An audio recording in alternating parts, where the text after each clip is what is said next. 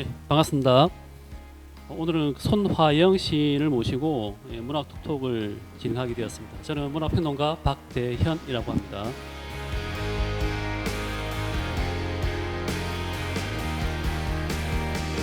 오늘 이 문학톡 대상이 그 겨울 해바라기라는 시집입니다. 두 번째 시집입니다. 첫 번째 시집은 2008년도에 나왔습니다. 제목이 이 자운정은 푸는데라는 시집인데, 제가 그런 시집이 그렇게 많지 않으면 웬만하면 다 읽어오거든요. 앞에 나왔던 시집도 흐름 속에서 이야기하는데 찾아보니까 없었습니다. 없었고 그 도서관에서 빌려보려고 해도 없고 뭐 중고 서적에도 잘 없고요. 그래서 이제 그 이야기는 아까 조금 전에 듣긴 들었는데, 어쨌든 2008년도에 이제 그 시집이 출간되었고, 이번 시집 겨울 해바라기가 이제 15년 만에 나오는 시집입니다. 굉장히 좀 시간적인 격차가 있죠. 아주 오랜만에 나온 시집이고, 그런 점에서 이제 그 시인에게 큰 의미로 다가오는 시집이 아닐까라는 생각이 들기도 합니다. 그래서 보통 뭐 두 번째 시집을 내셨고 또 15년 만에 시집을 내셨으니까 남다른 또 소외가 있지 않을까 생각이 들거든요. 그 말씀을 듣고 싶고, 그리고 이제 조심스레 제가 판단하기에는 다작의 시인이 있고 과작의 시인이지 않습니까? 그래서 이제 과작의 시인이신지, 과작, 그러니까 아주 평소에 시를 조금씩 쓰는 것인지, 아니면 시집 내는 것 자체를 굉장히 좀 연결하게 생각해서 함부로 시집을 내지 않는 쪽에 속하는지도 사실은 궁금해요. 그래서 그런 시집을 낸 소회와 더불어서 두 번째 질문에 대해서도 말씀을 해주시면 고맙겠습니다. 일단 우선 처음에 말씀하셨던 시집에 대한 이야기를 말씀을 드려야 될 것 같은데, 제가 첫 번째 시집을 2008년도에 냈는데 시집이 시중에 없다고 하셔서 읽지를 못하셨답니다. 제가 그 말씀을 좀 아까 처음 들었는데, 제가 1집을 내고 시집을 대략 제법 나눠 드린 거 말고는 사실은 제가 다 가지고 있거든요. 출판사에서 책을 출간을 하는 데까지만 이제 돕고, 기타 이제 제가 책이 더 필요하면 그때 이제 얘기를 하든지 하고, 그 외에는 뭐 이제 그냥 이제 거의 저한테 도와주신 거였기 때문에 출판비를 거의 받지 않고 도와주시다시피 한 거여서 더 달라 말도 못했고, 그냥 기본적으로 주시는 것만 받았는데, 그 책을 제가 아마 작가 회의하고 이렇게 다 나눠드렸으면 아마 저한테 책이 없었을 만큼 이제 적은 분량을 주셨습니다. 그래서 적다고 해도 적은 건 아니죠. 근데 그 시집을 이제 뭐 간혹 수업을 하다가, 이 학생 정말 내 수업 열심히 듣는다. 나에게 정말 열정적으로 눈빛을 보내고 있구나. 이러면 이제 수업 말미, 학기 말 해서 한 권씩 주거나 이제 그런 거 말고는 이제 시집이 유포가 되지 않았습니다. 그래서 그게 이제 여러분께 죄송한 일인지는 모르겠지만, 저한테는 어떻게 보면 내 시집이 희귀본이 되었구나, 이런 약간의 이런 희망도 좀 생기더라고요. 아까 말씀 중에 들었더니. 그래서 어떤 면에서는 그 1집이 상당히 제가 조금 이제 막 등단을 하고 시에 대한 어떤 열정이 좀 많이 있을 때였고, 그리고 체력적으로도 아주 좋을 때였고, 수업을 막 그렇게 열심히 하고 다녔어도 시를 썼었으니까. 근데 그래서 그 시집에 대한 애착이 좀 많았습니다. 근데 애착이 많다 보니까 시집을 이렇게 두고 주변에 어떤 그 좋은 말이든 어떤 나쁜 어떤 것이든 다 조언을 해주시는 건데, 저에게는 그것이 어떻게 보면 시가 왜 이러냐라고 들을 수도 있는, 그러니까 제가 너무 시를 아껴서 그런 거 봅니다. 시에 대한 어떤 초자였기 때문에. 그래서 시집을 아무한테나 주지를 않았다라는 이런 말씀을 좀 드리고 싶습니다. 아꼈기 때문에 그런 게 있지만, 지금은 이제 둘째가 태어났기 때문에 이제 1집에 대한 어떤 그런 소중함이 좀 덜하지 않을까 싶긴 한데, 좀 다른 의미로 1집이 소중하고 2집이 저한테는 상당히 소중한 책이거든요. 2집이 이제 나오게 된 게 굉장히 오래 걸렸는데, 사실은 일집만 내고 이제 더 이상 시집을 내지 못하거나 안 내거나 그냥 시만 쓰련다 이런 생각이 좀 많았습니다. 그러니까 그 말은 시집을 꼭 내야겠다라는 이런 어떤 그런 것도 없었고 뭐 그런 의미 부여가 좀 약했다라고 볼 수 있겠습니다. 그리고 시는 계속 써오고 있었거든요. 그러니까 제가 이 집에 그 말머리에 써놨는데 끝까지 내가 시를 쓸 수 있게 게으르지 않게 도움을 주셨던 그 많은 심상에 감사하다라는 말을 했는데 그 심상이 중의적 의미도 좀 들어 있습니다. 제가 두 번째 등단한 곳이 심상인데 이 심상 시지가 이제 그 매월 나오는 이제 시 잡지이기도 하고 이 발행 그러니까 시집을 만드신 분이 박목월 선생님이시기도 하고 거기에다 좀 의미를 둬서 제가 처음에 남부의 시에 등단을 했을 때 이제 시인이 됐구나 이렇게 생각을 했는데 심상에 한번 더 해보지 않을래라는 이런 그 선생님의 그 말씀을 듣고 그때부터 또 긴장이 됐던 거죠. 될까? 안 되면 어떡하지? 이랬었는데 만약에 이 시집 심상이라는 잡지에 내가 등단이 된다면 나는 더 이상 바라는 게 없겠다. 그러니까 신춘을 사실은 준비를 하고 있었거든요. 그러니까 뭐 잡지로 등단하는 것도 상당히 좋은 가 있었고 저한테 이제 남부의 시라는 이 잡지도 굉장히 큰 의미이긴 했지만 이게 몇몇 분의 말씀을 듣거나 어떤 제 나름의 개인적인 욕심도 있었고 신춘을 이렇게 준비를 하고 싶다 그리고 하면서 이제 마음 먹고 준비를 할 때쯤에 심상 얘기를 들었습니다. 그래서 심상이 된다면 더 이상 그렇게 한 잡지가 바로 이 심상 잡지였습니다. 근데 그 심상에서 저를 굉장히 예쁘게 보셔가지고 아직 여쭤보진 않았지만 되게 예쁘게 보셨는지 한 두어 달에 한 번꼴로 저에게 계속 시 원고 청탁을 하셨던 거죠. 사실 원고료는 없습니다. 근데 저는 이제 저한테 청탁을 했다는 사실에 굉장히 감사했고 나를 잊지 않았구나. 그리고 초반에는 이제 등단을 했으니까 이제 신인들을 밀어주는 그런 의미도 있었다라고 하는데 저는 그냥 거기에 의미를 부여를 한 거죠. 저 혼자 신나서.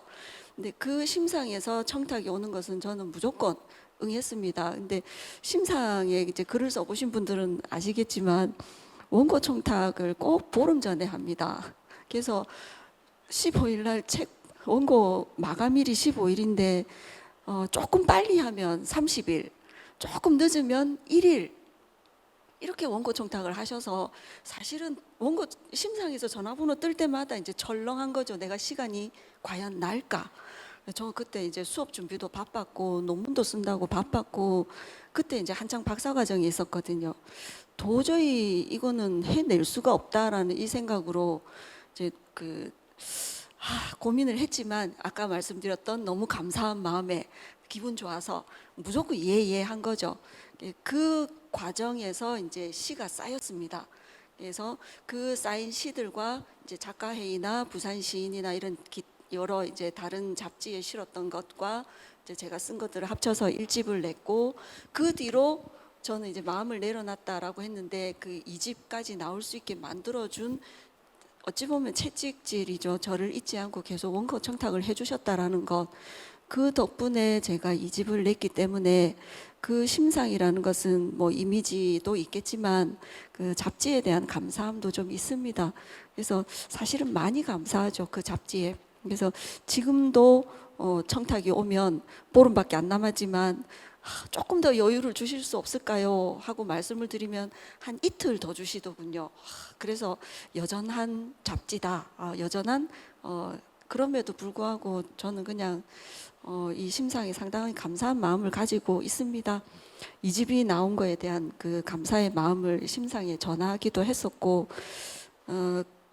근데 이제 이 집의 출간 기간이 무려 이제 제가 세보질 않았었는데 아까 15년이라고 하셔서 야 진짜 오래됐구나. 옛날에 제가 12년 만에 나왔다고 이제 어떤 분께서 시인에게 한 말씀 하시더라고요. 너무 오래 걸린 거 아니냐. 그러니까 그 시인분께서 대답하시는 걸 들으면서 저도 끄덕끄덕하고 들었거든요. 근데 저는 그분보다 더 한 사람이 돼버렸는데 이제 여기서 이제 조금 더 이제 본격적으로 말씀드리고 싶은 게 제가 늦어진 이유 중에 하나가 일단 결혼을 했고 애를 하나만 낳아야 되는데 둘을 낳고 그러다 보니 이제 늦은 나이에 결혼을 했는데 둘째도 이제 엄청 늦어진 거죠. 그래서 버틸 수 있는 체력이 아니었는데 될 줄 알고 낳았습니다. 근데 낳고 난 뒤부터 이제 몸에 어떤 조리도 사실은 산후조리도 잘 못하고 바로 수업을 또 나갔어야 했거든요. 둘째가 그렇게 생길 줄 모르고 나름 계산을 했는데 한 달에 공백이 생겨버렸습니다. 학기 초에. 그래서 바로 한 달 하고 이제 바로 이제 10월에 수업을 들어가게 된 건데 조리를 잘 못했는지 아니면 나이 때문인지 노산 때문인지 모르겠지만 제가 그때 사실은 좀 위급한 상황이 있었거든요. 그래서 이대로 이제 모든 걸 이제 마감을 해야 하겠다라는 마음의 준비까지 했었습니다. 그래서 매일 밤 잠을 잘 때 기도를 한번 하고 가볍게 그냥 아침에 눈 떴을 때 아, 내가 살아 있구나. 이런 게 이제 한 1년간 반복이 됐었거든요. 그러다 보니까 이제 이 시들을 어떻게 해야 하나 하고 고민을 하다가 이제 전부 출력을 해서 이제 묶어 놨었습니다. 혹시라도 내가 불시에 어떤 문제가 생겼을 때 신랑이 어떻게 좀 해주지 않을까라는 그런 일말의 희망을 가지고 이렇게 쫙 묶어 놨었는데 지금까지 잘 살아 있습니다. 그래서 굉장히 감사하기도 하고 아마 시집을 내라고 제가 이렇게 살아있나 그 괜한 의미 부여를 하긴 하는데 계속 이 시를 정리를 하고 추리고 하는 과정에서 아마 제가 조금 이렇게 마음의 어떤 정리를 했나 봅니다. 이제 많이 내려놓을 수 있게 됐고 그 내려놓는 과정에서 시도 놔야 되나 이 생각도 조금 잠깐 했었습니다. 대신에 이제 전처럼 욕심은 부리지 말자. 원고 청탁이 오면 그때 쓰고 평소에는 계속 마음을 좀 그리고 몸을 좀 챙기는 그런 시간을 가지자 하다 보니 아주 작은 작품들만 뭐 1년에 한 너댓 편 뭐 이렇게 됐습니다. 그러다 보니 10년 동안 모인 작품이 이제 뭐 그렇게 됐는데 네, 15년만 그러니까 15년씩이나 걸렸다는 거에 대한 저의 엄청난 변명을 지금까지 했습니다. 예, 상당히 이제 시집 출판에 대해서 좀 예. 근데 어느 계기가 있어가지고 역시나 이제 술자리에서 일인데 이 서평을 이제 써주시겠다는 분을 만났고 서평까지는 됐는데 출판은 어쩌지? 그게 또 반년이 흘렀거든요. 그러니까 제가 좀 굉장히 소극적인가 봅니다. 그런 게 마련이 됐으면 조금만 움직이면 될 일을 술자리에서 순식간에 1분 만에 완성이 됐거든요. 서평, 출판, 내시 나오는 것까지 이렇게 빨리 끝날 것을 제가 몇 년을 붙잡고 있었던 것도 아마 저의 어떤 성향이 아닌가 싶습니다. 그래서 지금 이 시집을 발간한 계기로 제가 조금 마음을 고쳐 먹었습니다. 부지런히 저는 시를 어떤 이유로 쓰고 어떤 이유로 관두고 이게 아니라 시작부터 그냥 언제 끝날지 모르겠지만 그때까지 조금씩 내가 쓸 수 있을 때 편하게 쓰자. 이게 이제 제가 시를 바라보는 어떤 그런 마음입니다. 아마 3집도 이렇게 되지 않을까 우려스럽긴 한데 뭐 빨리 나오거나 늦게 나오거나 거기에 연연하지 않고 뭐 꾸준하게 간다는 것에 의의를 두고 싶습니다. 그게 이제 지금까지 얘기입니다. 말씀 잘 들었습니다. 아까 앞에서 이야기할 때 뭐 1시간만 하자고 빨리 끝내자고 말씀하셨는데 뭐 간단한 질문들이었는데 15분을 말씀하셨거든요. 한 2시간 해도 모자랄 것 같습니다. 고맙습니다. 장재근 그 선생님께서 나오셨거든요. 좀 이따가 다시 그 선생님께 질문 넘겨드리겠습니다. 그 시인 등단하고 난 뒤에 청탁 요즘에는 이제 시집이 많아가지고 시지가 많아서 청탁을 받을 기회가 많이 있는데 과거에는 받기 힘들었다고 하더라고요. 그래서 시를 쓰는 게 사실은 청탁을 받아서 쓰는 게 이제 대부분이다라고 이야기를 하더라고요. 그래서 대부분 시인들 만나보면 시를 언제 쓰느냐 물어보면 청탁 받고 난 뒤에 쓴다고 이렇게 이야기를 해요. 그래서 그게 반발해서 나왔던 그 시인이 한 사람 있는데 장희지 시인이라고 제주도에 살고 있죠. 그분은 자기는 청탁 받았을 때 시가 없으면 시를 안 준다 하더라고요. 시가 있으면 주고 청탁 받아서 시를 쓰지는 않는다고 합니다. 그러니까 시인의 어떤 본연의 모습을 회복하기 위해서 뭐 그런 결심을 했다는 말을 들은 적이 있는데 어쨌든 선생님께서 시집을 자주 내기 위한 방법은 청탁을 많이 받으셔야 되겠네요. 제가 게을러서 아니, 되려는지 모르겠습니다.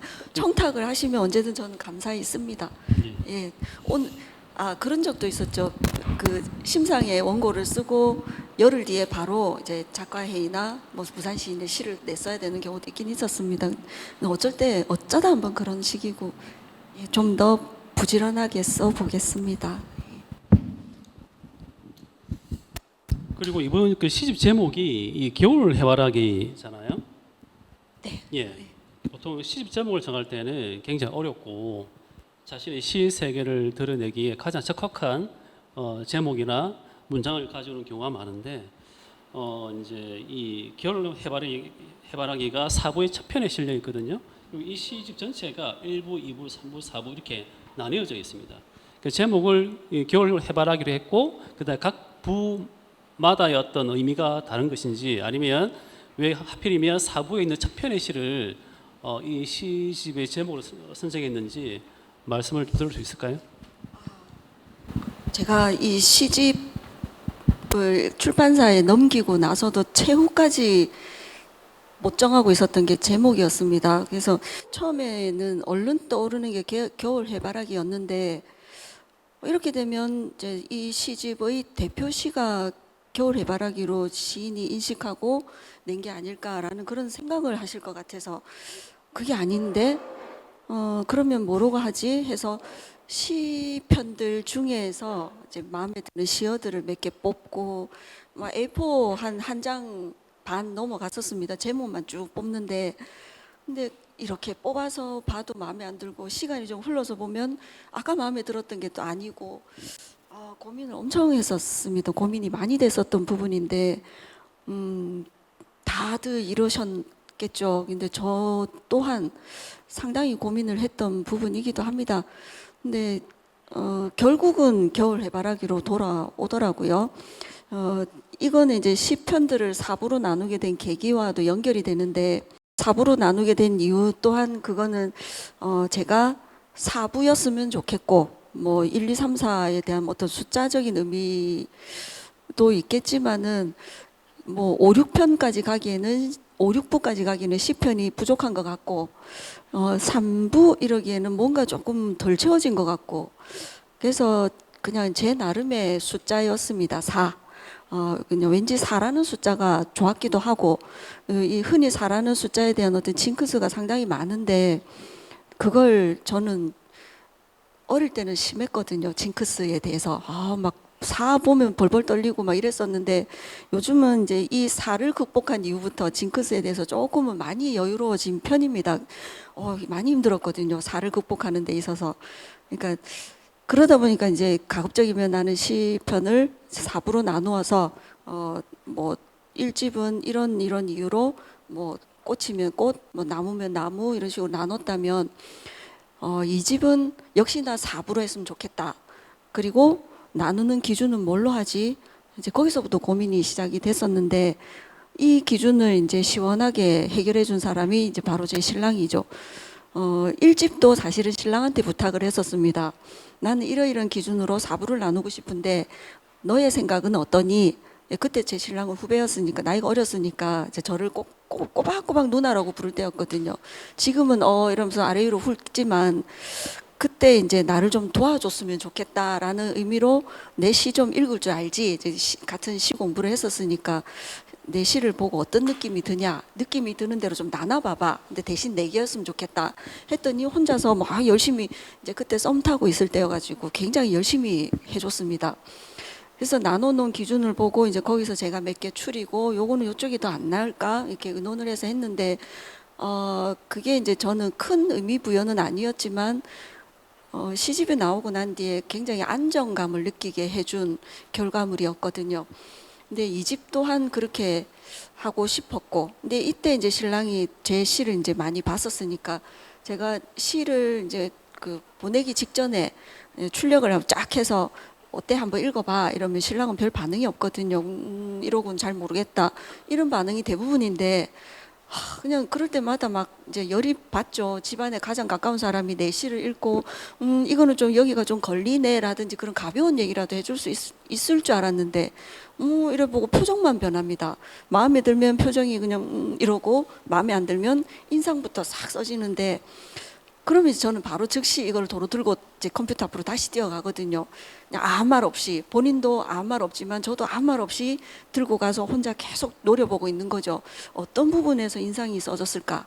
근데 그것도 상당한 도움이 됐거든요. 제가 뭐 내키는 기분에 또는 어떤 이런 마음에 그냥 바로 내지 않도록 어쨌든 브레이크를 걸어주는 그 부분이 있었으니까 그런 감사한 마음도 있었지만, 그렇게 내 시를 자주 봤으니 낫지 않을까 하고 했던 건데, 이제 제 시를 잘 이렇게 분류를 하면서 마지막 하는 말이 분류 기준이 뭐냐 물었더니 겨울 해바라기를 딱 떠올리면서 하는 말이 맨 첫 시는 무조건 봄이어서였으면 좋겠다.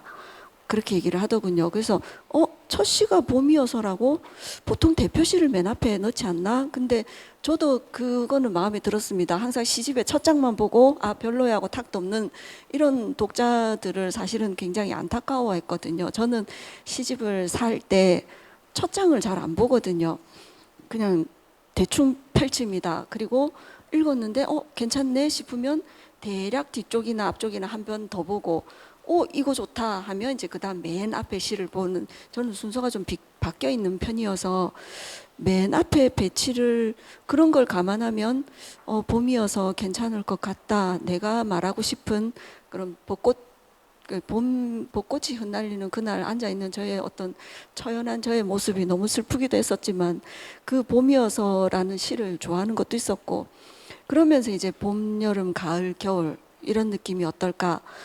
그래서 그런 것 괜찮을 것 같다 해서 그 다음부터 이제 제가 이제 힘을 받아서 하게 됐는데, 시상의 흐름 또한 봄의 어떤 느낌, 그리고 좀 더 이 봄이 지나고 난 뒤에 여름이 되었을 때의 그런 저 시와 접목되는 그런 느낌과 가을로 흘러가면서 좀 더 뭔가 무르익은 감성의 충만함이 보인다 했는데, 겨울로 들어가서 근데 왜 하필 겨울 해바라기를 그냥 단순히 겨울이라서 겨울에 놓은 거 아니야? 라고 오히려 질문을 했었습니다. 근데 사실 물론 이 시는 겨울에 쓴 시가 아니긴 하지만 여름에 겨울 같은 해바라기 느낌을 받았었던 시였거든요. 근데 이걸 겨울에 배치를 했더니 오히려 해바라기라는 시가, 이 겨울 해바라기 시가 살아서 마음에 든다. 그 다음부터 이제 저는 그냥 맨 첫 시만 이제 그런 느낌이 들게, 봄, 여름, 가을, 겨울 느낌이 들게 배치를 하고, 그 다음 이제 이렇게 삽으로 했던 거죠. 그래서 어떻게 보면 그런 제가 가지고 있는 어떤 시상의 흐름, 요 흐름에 따른 그런 시적 성숙이라기는 그렇지만 그런 감정의 어떤 흐름이 아닐까 싶습니다. 결국 봄, 여름, 가을, 겨울이라는 것은 한 번에 끝나는 게 아니라 계속 이런 순환의 구조이고, 또 제가 원하는 그런 시상의 흐름도 그런 순환의 구조를 원하는 것이어서 봄, 여름, 가을, 겨울이라는 이런 의미가 좋았습니다. 그래서 겨울 해바라기라는 시 제목이 결국은 시집의 제목이 된 마지막 결정적 역할을 한 이유기도 합니다. 그래서 이 자리에는 없지만 신랑에게 감사의 말씀을 드립니다. 네. 어제 밤새 막 제가 엄청 혼냈거든요. 예, 말씀 감사합니다. 시간이 너무 지나가지고 마쳐야 될 것 같은데요. 죄송합니다. 제가 너무 긴장을 해서 가급적 빨리 맞추면 질문을 안 됩니다. 왜냐하면 네. 장재근 선생님께서 오셨기 때문에 시민 독자분의 소중한 자리 있기 때문에 오랫동안 해야 될 것 같습니다. 장재근 선생님, 그 시집을 몇 번 읽으셨습니까? 그 이제 처음에 이제 저는 이제 청탁을 받고 읽기 시작했는데 그 저도 사실 시집을 다 읽은 건 처음이거든요. 다 이렇게 뜨문뜨문 보잖아요. 그런 식으로 이제 보다가 그래도 이제 다 읽어야지 하면서 그래도 나름 이제 시민을 대표해서 왔는데 그래서 한 두세 번 읽고 또 이렇게 좋았던 시 같은 거는 이제 여러 번 봤었는데 전 그리고 이렇게 하신 질문과 상관없지만 이제 겨울 해바라기는 그 제목이 이 시 전체의 그 느낌을 좀 이렇게 잘 보여준다고 느꼈었거든요. 그래서 네, 엄청 저는 사실 봄이라는 느낌이 이렇게 이제 이 통념일 수도 있는데 이게 엄청 화사하고 희망적이고 이제 따뜻하고 이럴 줄 알았는데 처음부터 이제 슬픔과 이제 봄비도 이제 엄청 이렇게 슬프게 표현하셔가지고 이렇게 마음이 안 좋으신가 그런 이렇게 궁금함을 이제 가지면서 사실 왔었고 근데 이제 그 해바라기라는 게 저도 이제 해바라기를 조금 키워봤었는데 이렇게 쑥쑥 자라잖아요. 그리고 그 어떤 뭐라 해야지 의지 같은 거를 보여주는 어떤 좋은 이제 꽃이라고 생각하는데 그걸 항상 군데군데 뭔가 그래 이제는 뭐 이제 이렇게 뱀이 무슨 그 이무기 그 꿈을 가지려는 그런 느낌에서도 이제 뭔가 다 해바라기 같은 느낌을 주는 것 같다는 생각이 들어가지고 아무튼 그 제목이 시집 전체를 잘 그거 한 것 같다는 생각이 들었었습니다. 네. 시집을 그 보시면서 아까 마음에 드는 시를 여러 번 읽으셨다고 하셨는데 시민 독자 입장에서는 어떤 시편들이 가장 마음에 들었고 추천을 해주고 싶은지요? 지인들에게. 사실 이렇게 저는 이제 그 미션이 있었거든요. 그 저희 독서 모임 커뮤니티 이제 베이트리 북클럽이라고 그 사람들하고 같이 이렇게 이 시집을 가지고 한번 모임을 했었어요. 그래서 물론 다들 이렇게 이제 한 시가 어렵다 이런 얘기가 이제 줄을 이뤘지만 그래도 엄청 공감을 많이 샀던 시가 있었거든요. 그 이기적 마주서기라는 이제 시랑 그다음에 네 일단 뭐 그 시가 저희 이기적 마주서기 46페이지 네그 시가 저희 이제 거의 다 30대 분들이었는데 이게 잘 안 되거든요. 그래서 이렇게 어떤 확실한 공간, 우리의 자유를 위해서 딱 이렇게 이기적으로 마주서고 이야기할 수 있는 그런 당당함 같은 게 확실히 너무 느껴지고 사람들도 좀 이렇게 울끈불끈이 돼가지고 네, 공감이 됐었던 그런 기억이 있습니다. 조금 전에 그 장재근 선생님께서 그 이기적 마주서기를 언급을 하셨거든요. 저도 이 시 전체를 읽어보면서 이 시가 사실은 눈이 띄었어요. 왜냐하면 그 손아영 시인께서는 뭐 한마디로 규정하자면 이 고백적인 서정시를 쓰시는 분이거든요. 그러니까 많은 걸 감춰요. 많은 걸 감추고 자기 감정을 이제 과거 어떤 회상을 하면서 어떤 상실감을 주로 이제 표현하고 계신데 또 욕망이라는 단어도 많이 나와요. 욕망이라는 말도 나오고 집착, 그다음에 집념, 갈망, 그다음 그리움, 그다음에 상실감이 그 가운데 가장 큰 자리를 차지하거든요. 그래서 상실감이 이제 주조를 이루고 있어가지고 시 전체를 읽어보면 전반적으로 굉장히 슬픈데 굉장히 어떤 독자로의 그 슬픔에 이제 휘말리게 하면 자기 자신이 사라지고 없는 느낌, 그런 느낌을 많이 느끼게 돼요. 그래서 계속 시를 읽다가 그런 어떤 느낌 속에 빠져 있다가 이기적 마주서기를 딱 봤을 때 유일하게 시인의 주체가 강렬하게 드러나요. 시인의 주체가 아까 몇 페이지였죠? 46페이지. 46페이지 보면 대부분의 이제 이 시적 주체가 이 슬픔, 그 상실감, 그리움 뭐 이런 것에 사로잡혀 있는데 이 시를 보게 되면 내가 나를 사는 확실한 공간이기 위하여 이런 말합니다. 나라는 굉장히 강조가 되고 있어요. 여기서 시인이 가지고 있는 어떤 주체적인 힘이 확 느껴지거든요. 그래서 이 시가 저는 눈에 들어봤었고 그다음 또 한 가지는 뭐냐면은 보통 그 시대와 역사 현실을 노래하는 시들이 있잖아요.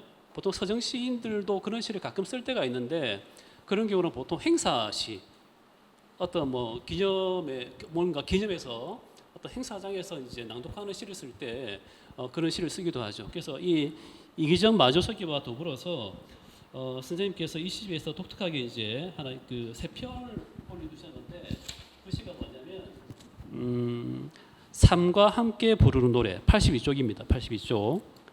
82쪽에 보시면 이 시가 있거든요. 그러니까 이게 평화의 소녀상을 이제 제재로 해서 쓴 시가 됩니다. 여기는 어떤 역사 의식이 나와 있는 것이죠. 그 다음 페이지 보시면 한국 전쟁 민간인 희생자 추모글이 있어요. 이것도 마찬가지야. 이건 아주 그 단호하고 아주 선명한 주제 의식이 있거든요. 그 다음에 87페이지, 그 다음 페이지 보시면 이것도 같은 주제의 시가 되겠는데 이 세 편과 더불어서 이기적 마주서기 이 시들이 어떤 시인의 주체성이 가장 잘 느껴지는 시였었어요. 이 말은 무슨 말이냐면, 그러니까 이 시를 읽을 때 상실감을 드러낸다 하더라도 시인의 어떤 주체적인 어떤 상실감, 그러니까 그 상실이라 하더라도 그냥 상실감, 슬픔, 그냥 슬픔 이 끝나지는 않거든요. 같은 슬픔을 노래해도 시인의 어떤 힘이 느껴지는 시가 많아요. 그런 시가 독자의 마음에 이제 꽉 막힐 때가 이렇게 꽂힐 때가 있거든요. 근데 이제 그런 것보다는 그냥 시인의 주체성이 좀 많이 조심스러워하는 어조 자체가 굉장히 조심스럽게 나아가고 시어를 내뱉을 때도 그냥 조심스럽게 내뱉는다는 그러다 보니까 이제 어떤 슬픔을 노래하더라도 이 슬픔이 갖고 있는 어떤 개성적인 힘 같은 게 잘 눈에 보이지 않는 그런 문제가 있었어요. 그래서 보통 행사 시인은 시집 읽을 때 건너뛰는 작품이거든요. 보통 그런 경우가 많아요. 왜냐하면 도식화되어 있는 시이기 때문에. 근데 오히려 손아영 쌤 그 시에서 이런 시가 눈에 딱 들어온다라는 것은 그만큼 그 시인의 어떤 시심이 풍부하다는 거 의심의 여지가 없는데 시를 쓰시니까. 근데 어떤 시인으로서의 어떤 주체적 힘을 내면에 쌓아가는 게 중요하지 않을까 하는 생각이 들거든요. 왜냐하면 행사시 이 종류 같은 경우 그래요. 보통 도식화되어 있는 시라서 그냥 읽고 하는데 오히려 이런 시가 선생님 시의 어떤 주체성을 드러내는데 도움이 된다고 느껴질 정도면 다른 시에서는 그런 게 잘 느껴지지 않는 게 아닌가 하는 우려를 자아낼 수 있다라는 것이죠. 그래서 저는 이제 질문을 드리고 싶은 게 말을 하다 보니 비판적인 논조가 되어버렸는데 절대 그런 건 아니고요. 원래 이게 흐름이 다 있었거든요. 근데 이제 시민 토론자분께서 나오시니까 막 건너뛰었어요. 막 단계를 건너뛰어가지고 그냥 확 나가 버렸는데 제가 이제 질문 드리고 싶은 것은 그 세 편의 시 있잖아요. 삶과 함께 부르는 노래, 그 다음에 흐르는 푸른 별, 넋의 노래. 시대와 역사 의식이 관련된 이 시가 되거든요. 이런 시를 쓰게 된 계기가 혹시 있으신가요? 어쩌다 우연한 그런 기회가 왔었죠. 어떻게 이런 자리에 나를 부르셨을까 이 생각을 했었는데 아무래도 어떤 부분인지는 모르겠지만 일단 부르시니까 또 원고를 청탁받았고 해서 의미는 이런 행사에 가서 제가 시 쓴 사람이 본인이 직접 낭송을 해야 된다는 게 조건이었습니다. 그러니까 이제 시외로 가야 하는 거였죠. 이게 애들을 두고 가야 한다는 사실부터가 좀 부담스럽기도 했고, 근데 그런 행사 자리에 아까도 말씀하셨지만 이런 주체성이나 어떤 그런 감정의 이런 열망, 갈망, 뭐 집착이란 단어를 쓰면서도 뭔가 드러나지 않는 게 있다라고 얘기를 하셨는데 사실은 그게 제가 원하는 바거든요. 가급적 안 드러났으면 좋겠다. 그리고 내가 내 힘든 것을 그대로 막 터트리는 것은 어떻게 보면 읽을 때는 아 하고 빨리 와닿지만 시간이 점점 흐를수록 이제 이렇게 힘들어진다는 거죠. 시를 읽을 때. 그래서 웬만하면 어떤 감정의 큰 어떤 그런 기류를 제가 최대한 다듬어서 이렇게 쓰려고 합니다. 그러니까 어떤 격정적인 뭐 내면의 어떤 치열한 이런 감정들이 있겠죠. 그거를 풀어서 쓰다 보면 어느 순간 도를 넘는 것들이 있고 예, 그런 것들은 제가 굉장히 다듬습니다. 치열한 감정과 냉철한 이성으로 굉장히 정리를 하는 게 바로 제 시 습관이기도 하고 어떻게 보면 제 성격인 면도 있고 그러다 보니까 그런 행사장에서 시를 그것도 딱 어떤 이념이나 이런 것들이 드러나는 장소에는 특히 저는 말도 좀 자제를 하는 편이고 뭐 자운이 뭐 이런 것도 그렇고 제 생각은 이쪽이지만 잘 안 드러내거든요. 그러니까 그 말은 어떻게 보면 제가 좀 평화주의자이기도 하고 가급적 대립이 될 만한 말은 아주 친하지 않은 이상은 잘 안 꺼내고 이런 것들이 이제 그대로 다 묻어나 있는 편인데 상당히 걱정을 했었습니다. 이런 시를 써야 하나? 그리고 이제 어렵게 결정을 내리고 썼습니다. 근데 그 쓰는 과정에서 또 제일 조심해야 되는 부분이 어떤 그런 이념의 희생자들이기 때문에 저 또한 조심해야 되는 부분들이 많았습니다. 말조심 이런 것들이.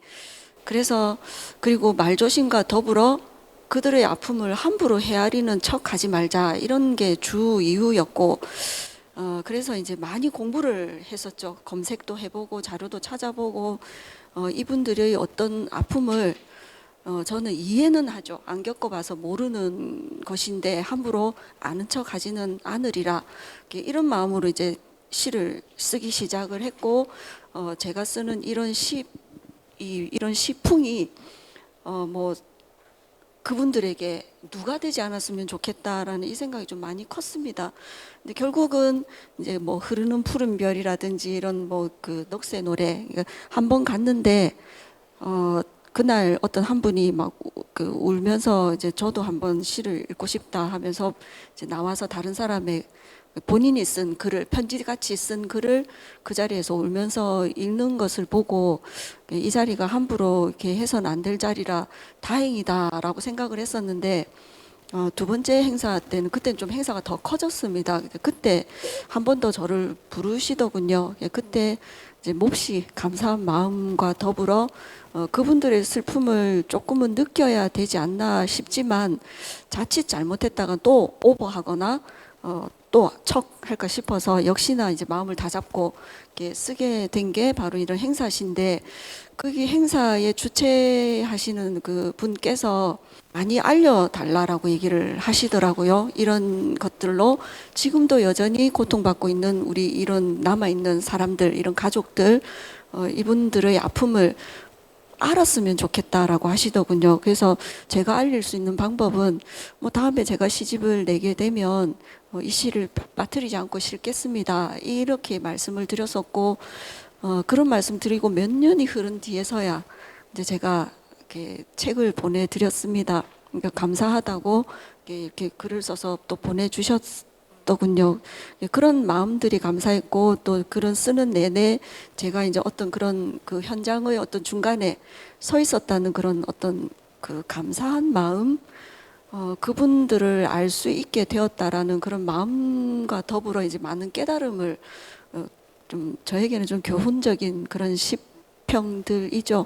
그리고 이제 뭐 이런 그 여기 삶과 함께 부르는 노래 이거는 어디 이제 이것 역시나 이제 그런 소녀상 뭐 그런 소녀상에 대해서 써달라 한 건 아니었지만 지금 한창 문제가 되고 지금까지도 문제가 되고 있는 그런 위안부 문제 때문에 그런 것에 대해 관련한 시를 한 편 써달라라고 해서 소녀상으로 썼습니다. 근데 그때 영화도 봤었고, 근데 제가 어릴 때 아주 어린 뭐 초등학교, 중학교를 지나올 때는 그 지금 그런 함부로 말을 뱉는 분들의 생각처럼 또 학교에서도 그렇게 배웠고, 그래서 혹시 몰라 이렇게 좀 시선이 안 좋았었던 그런 게 바뀌게 되었던 게 이제 점점 더 역사를 알고 이래서 이제 역사 공부를 해야 되나 봅니다.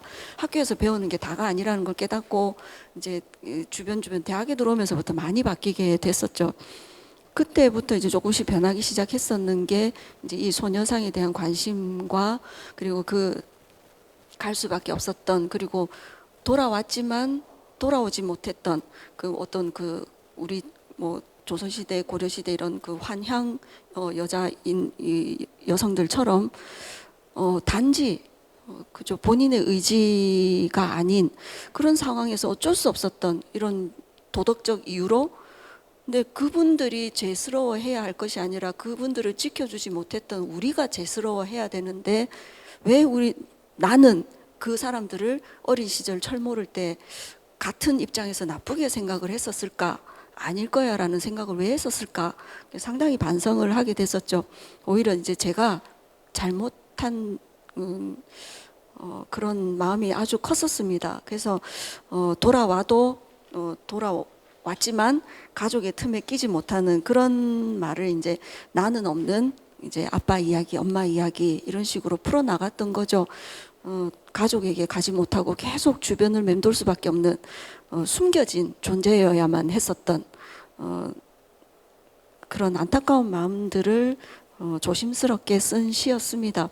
그러니까 이런 행사 시들을 쓸 때 마음은 굉장히 힘들고 무겁고 아픈데 뭔가 이제 확연한 이제 아까 말씀하셨던 그런 주체적인 그런 의지가 보이는 이런 시들은 사실은 제가 조금 쓸 때 조금은 편합니다. 이게 정해져 있으니까. 그래서 드러내기도 좀 수월한, 그러니까 이게 쉽다는 의미가 아니라 좀 수월한데 그 외에 기타 등등의 이제 이런 시들은 어떤 그런 뭐 어떤 상실감, 그러니까 시가 되게 이제 이렇게 그 아까 말씀하셨던 그런 서정시, 어떤 분들은 전통적 서정시 이렇게 분류를 해주시면서 이렇게 잘 정리되어 정돈된 그런 시를 쓴다라고 표현을 하시는데 그렇게 쓰고 싶었습니다. 이 감정의 어떤 격렬함을 있는 그대로 내뱉지 않고 그거를 좀 더 여과를 계속 하는 거죠. 그런 과정 속에서 드러나는 이제 나름의 강렬한 단어들이 결국은 뭐 어떤 제가 이루지 못했던 청춘을 결국은 날려버렸어야 했었던 뭐 누구나 다 있겠지만 그런 제가 몸이 굉장히 약했다, 타고날 때부터 안 좋았다, 뭐 이런 것도 있겠지만 그리고 그 와중에 어린 시절 그 어머님이 아주 어릴 때부터 뭐 시한부 3년 선고를 받으셨었거든요. 그래서 이제 와 끝났다. 이제 그때부터 모두가 저희 어머니한테 매달려 있었거든요. 근데 그런 어머니께서 32년을 살다 가셨으니까 인생 자체가 그냥 완전히 어머니한테 올인을 해 있었거든요. 그렇게 하지 않으면 또 저 말고는 할 사람이 없었고 이미 저희 아버지는 지쳤고 사이도 안 좋으시고 근데 거기서 안 그래도 사이가 안 좋은데 아프니까 더 안 좋고 그런 와중에 이제 드러나는 그 어머니의 어떤 기질적 성향이 굉장히 집착이 강합니다. 그러니까 한시도 옆에서 떠나질 못하게 하시는 거죠. 나름의 사랑의 표현이신데 제발 그런 거를 이렇게밖에 표현할 수 없을까라는, 그러니까 자식인 제가 제 집착이라고 느낄 정도면 그러니까 일상생활을 못하게 하셨습니다. 집에 계시면 계신 대로, 병원 있으면 병원에서 막 또 집에 계시면 이제 하루 매일매일이 응급실 왔다 갔다 하는 게 일이었었고 일주일에 서너 번은 반드시 응급실을 갔었습니다. 자다가 벌떡 일어나서도 가고 낮 시간에도 막 그냥 택시 타고 달려가기도 하고, 그러니까 모든 게 이제 저희 어머니 위주였었죠. 저희 친정 어머니 위주로 돌아가야만 했기 때문에 누구 한 사람은 옆에 있어야 했던 게 그게 이제 바로 제가 돼 버렸고, 저는 이제 공부만 하면 된다 싶어서 너는 직장 다니고 아버지는 돈 버시고 어머니는 아프시고 나는 옆에 돌보고 이런 그런 상황이 되다 보니까 제가 뭘 할 수 있는 게 없었습니다. 그러니까 저도 아픈데 그러니까 많이 지쳤던 거죠. 그게 시한부 2년 이럴 때는 이제 10년까지는 저도 하는 만큼 한다고 최선을 다했는데 그 시간이 넘어가기 시작하니까 너무 많이 지쳤던 거죠. 제가 이제 나를 놔버리고 싶을 만큼, 그리고 제 몸도 그때부터 이미 상당히 망가져 있었고, 그러니까 원래 간병하던 사람들이 먼저 간다는 말이 틀린 말은 아니다라는 생각을 했었을 만큼 오히려 저희 어머니가 평소에는 저보다 더 나으시거든요. 건강하시고. 그러니까 그 몸으로 너는 어떻게 사니? 그러니까 저한테 늘 그러시더군요. 그러니까 이런 아픈 딸을 너무 부려먹는 거 아니에요? 하고 말은 그렇게 했지만 옆에서 제일 뭐 약 잘 챙겨줘, 뭐 기분 잘 챙겨줘, 뭐 이런 사람은 이제 제가 제일 만만하니까 저한테 모든 하소연을 다 하시고, 그러니까 어떻게 보면 제가 어머니의 어떤 그런 모든 것을 받아주는 그런 용도였었습니다. 그러니까 그럴 때 이제 제가 할 수 있는 거는 견뎌내는 건데 너무 힘들었던 거죠. 네, 그런 과정들과 이제 제가 이제 아프다는 거 모든 복합적인 것들이 이제 하나의 감정이 팍 터지면 이제 그게 하나의 시가 되기도 하고 이랬던 건데 뭐 욕망이라든지 뭐 집착이라든지 뭐 갈등, 갈증 이런 것들은 아마 누구나 다 가지고 있는, 여러분 모두가 가지고 있는 그런 집단적인 근원적 감정이 아닌가 이런 생각을 합니다.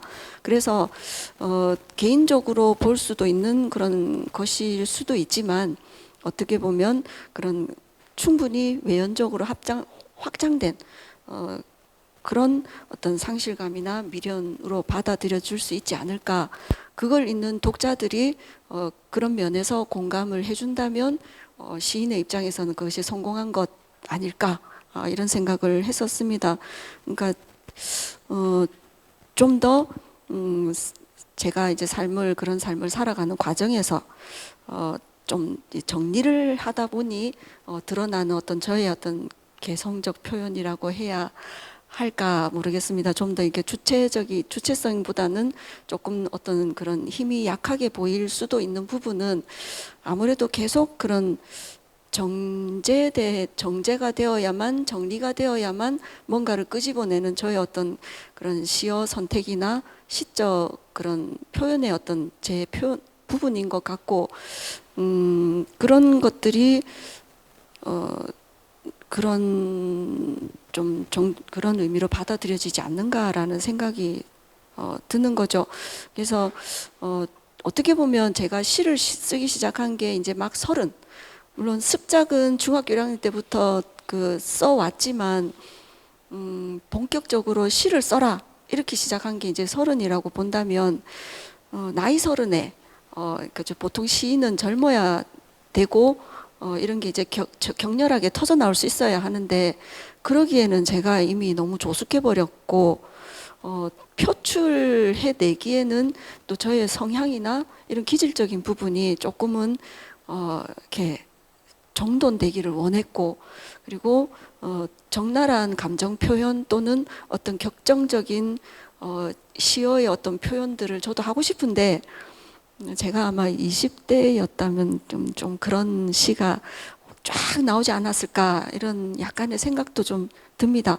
근데 이제 30대를 지나서 40대, 50대가 되다 보니 점점 더 시는 더 정제되어 가는 것 같고 아마 이런 게 굳어져도 될까라는 우려도 있는 반면 이게 그냥 나의 어떤 개성적 표현이 아닐까? 그냥 손아영 시인은 그런 시를 쓰는 요런 시를 쓰더라 이런 그게 이제 제가 원하는 어떤 시적인 여러분께 원하는 모습이기도 합니다. 아까 말씀하셨던 것 가운데 많이 숨기신다고 하셨고 그리고 이제 그 자기 어떤 삶의 많은 부분을 드러내지 않고, 그러니까 자기 안에 이제 감추고 어떤 피상적인 감성을 드러내는 방식으로 시가 쓰여진다는 생각이 드는데, 그 어머니를 32년 동안 모시면서 그 간병을 하시면서 맞습니까? 근데 이 시집에는 어머니 이야기가 하나도 없어요. 그게 제 시의 특징이기도 합니다. 제 시에는 1절 이제 가족 이야기, 저의 어떤 감정적 힘듦을 안 드러내려고 한 거죠. 시에서 그런 부분들이 보이는 것들은 아마 저만 힘든 게 아니니까. 그래서 늘 이제 다 견디고 모두가 다 그렇게 또 어려운 시기를 누구나 한 번씩은 또 여러 번도 있겠지만 견디고 살아가는 만큼 저도 제가 겪어야 할 부분이라고 생각을 했었던 거여서 상당히 힘들었지만 견뎌야 했고 또 자식이니까 또 근데 그거를 시에 고스란히 드러내기에는 할 얘기가 너무 많아지기도 하고 그리고 원래 서정시라는 것이 결국은 자기 체험의 표현이기는 합니다. 그래서 어차피 어쩔 수 없이 녹아들 수밖에 없는데 가급적 표현을 한다 하면 뭐 제가 그 단감이라는 시를 썼는데 그냥 단감을 워낙 좋아하셨던 어머니 뭐 그 정도의 감정만 들어갔을 뿐 그 이미지만 차용을 한 거죠. 그래서 그런 시적 이미지만 몇 가지 가져와서 나머지 쓰는 것은 이제 제가 그동안 살아오면서 모든 제가 그 시인이 가질 수밖에 없는 어떤 감정의 어떤 치열함 이런 거를 잘 이제 뽑아내고자 애를 썼던 것이기도 합니다. 가급적 이제 그런 부분들은 원래도 사람들에게 아주 친한 몇몇을 빼고는 잘 모릅니다. 제가 아팠던 것, 뭐 어머님이 저희 어머니가 아팠던 거, 뭐 이런 것들 잘 모를 정도로 말을 잘 안 하는데 자칫 말 잘못했다가 동정을 받는 것도 싫고, 예, 그래서 뭐 어쨌든 누가 뭐라고 얘기를 해줬던 결국 그것은 제가 겪어야 할 일이거든요. 제가 못 견뎌내면 아픈 것도 결국 내가 아파야 하는 건데 내가 견뎌야 할 부분이고 어머님이 아파서 옆에 있어야 하는 것도 딸인 이상 제가 해야 될 부분이었고 또 이렇게 보면 저만 다 한 것 같은데 저희 동생도 굉장히 고생했거든요. 근데 그런 부분들이 결국 뭐 내가 하지 않으면 누가 대신 해줄 수 있는 거였으면 좀 해달라고 하겠는데 저 아니면 할 수 없는 거여서 뭐 굳이 드러낸다고 누가 알아주었으면 좋겠다 이런 것보다는 그냥 제가 견딜 것은 견디고 어떤 감정적 부분만 차용해서 어떤 대상이 보이면 이미지를 넣어서 표현해내는 이런 정도로만 했었습니다. 예, 그 말씀은 제가 잘 이해가 됩니다. 저도 옛날에 소시적에 시를 많이 썼었는데 정말 잘 쓴 시를 쓰면 아파요 몸이.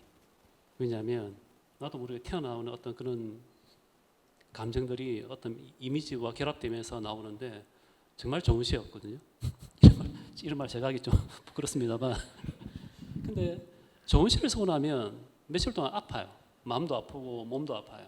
그는 이제 제 안에 있는 걸 끄집어낸 것이죠. 그러니까 그게 이제 나와의 싸움인 거거든요. 왜냐하면 내가 갖고 있는 삶의 아픔과의 이제 대면해서 싸우는 것인데 이제 김수영처럼 모든 걸 다 드러내서 까발려서 이제 싸우는 방식이 있겠고 숨겨서 이제 싸우는 방식이 있겠죠. 근데 그게 이제 자기가 가지고 있는 개인적인 상처, 뭐 아픔을 예술적으로 승화시키는 방식의 차이겠는데 스님 같은 경우는 너무 많이 감추시는 게 아닌가라는 생각이 들어요.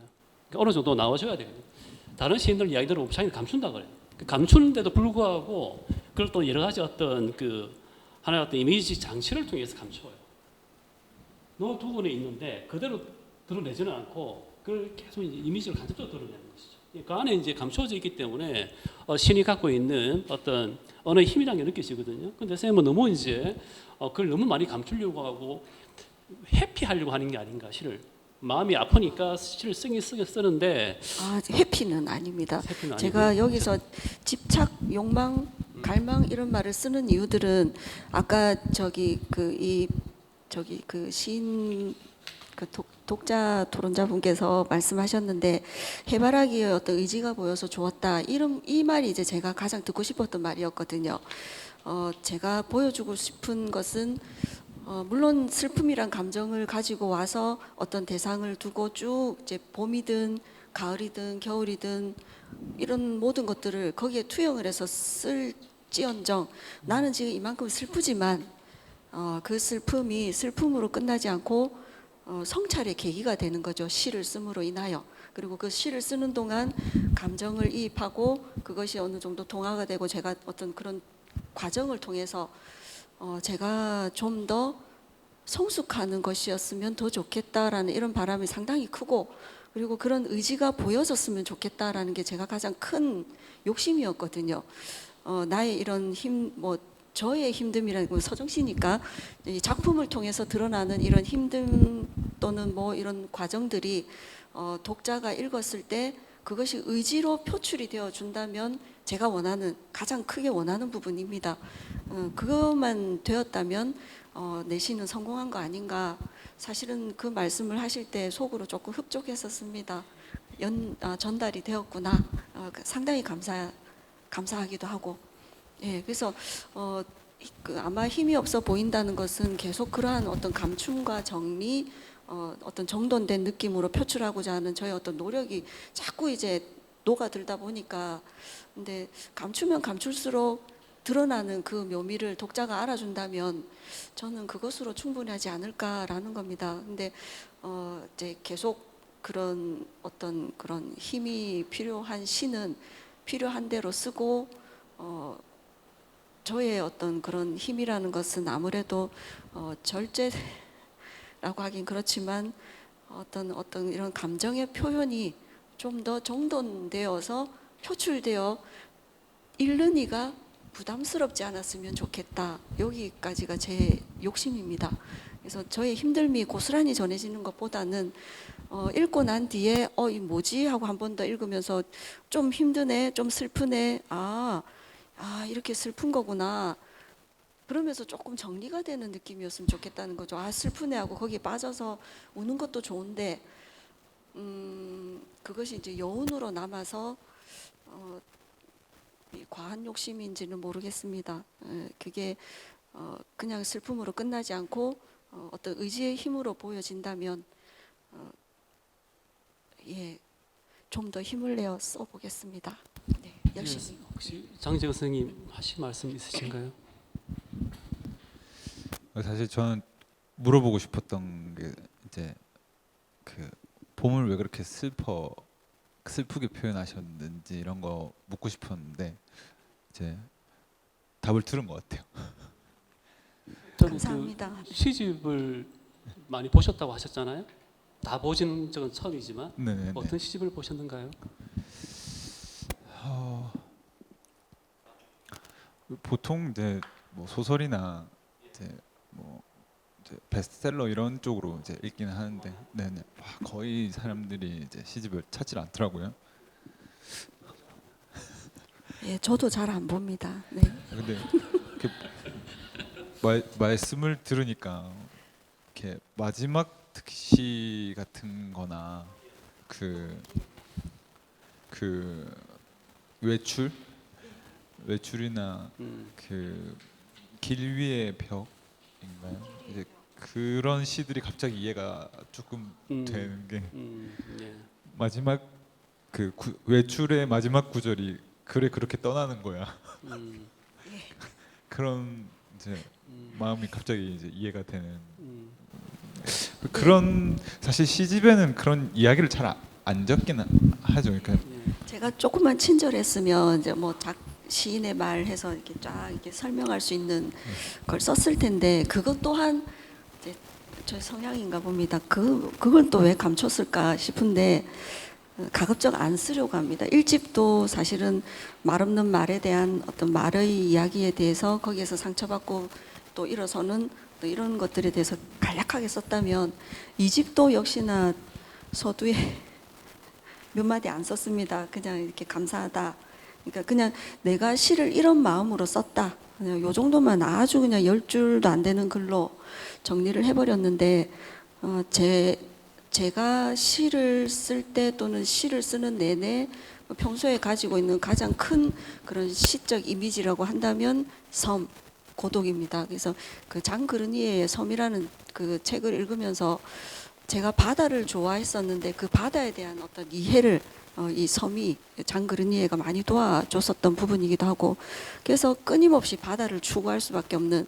근데 옛날에 어떤 쓴 글이 있는데, 바다에 가면 이 바다라는 것이 늘 그 모양 그대로 있는 것이 아니거든요. 격렬한 파도도 쳤다가 잔잔하게도 있다가 색깔이 다양하게도 보여주고 뭐 배가 떠다니기도 하고 다양한 모습을 보여주는 이 바다를 보면서 제가 심신의 정리와 안정을 많이 취했던 게 바로 바다라는 것이고, 바다 이미지를 상당히 좋아합니다.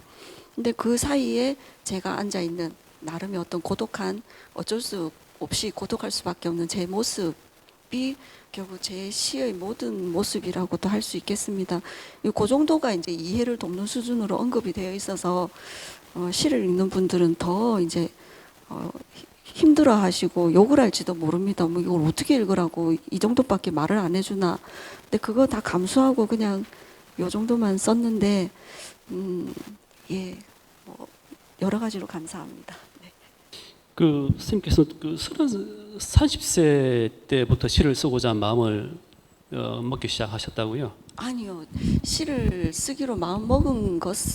예. 아, 그렇게 되네요. 예, 그럴 수 있습니다. 그러니까 우연한 계기에 제가 시를 이제 시작을 하게 된 건데, 그 전까지는 그냥 저 혼자 써왔거든요. 그러니까 시인이라는 개념을 인지하지 않고 그냥 시만 써왔던 제가, 그걸 또 습작을 시인이라는 의미를 딱 부여를 해서 이렇게 결심을 하고 썼더라면 습작도 잔뜩 모아놨을 텐데, 공부하다가 그냥 꼭지 돌면 한 편 쓰고, 즉 연습장이죠. 그러니까 연습장은 공부하라고 연습하는 곳이니까 연습장 다 쓰면 한데 뭉쳐서 사라지고, 이제 거기에 대한 아쉬움이나 미련이 없었습니다. 근데 이제 우연한 계기에 제가 20대 후반이었죠. 그러니까 결국 30입니다. 100일장에 놀지 말고 글 써라 이 말 듣고, 아 진짜 써야 되나 그냥 해서 평소처럼 그냥 썼었습니다. 되든 말든 뭐 상관없다.